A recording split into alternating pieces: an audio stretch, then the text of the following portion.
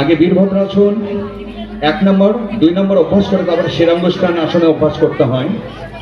এটাও পায়ের জন্য ভীষণ উপকারী আসন, কোমরের জন্য ভালো, পেটের চর্বি নাশক এবং হাঁটু এবং পায়ের জন্য খুব উপকারী এই আসন।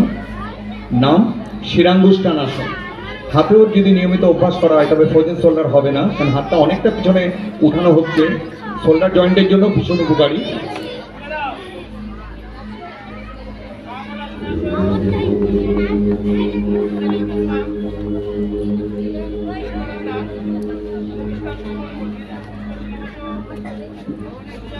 উপবিষ্ট আসনে বসতে হয়, যোগ একটা শৃঙ্খলা, শৃঙ্খলা নিয়ে বসতে হয়, শৃঙ্খলা নিয়ে উঠতে হয়।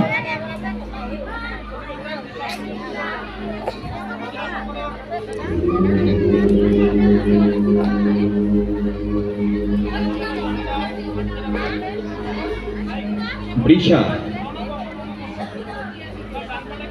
আমরা ডান অঙ্গের বৃষাসন দেখছি, এটাও ভীষণ উপকারী আসন। দেখুন মেরুদণ্ডের জন্য এটা ভীষণ উপকারী।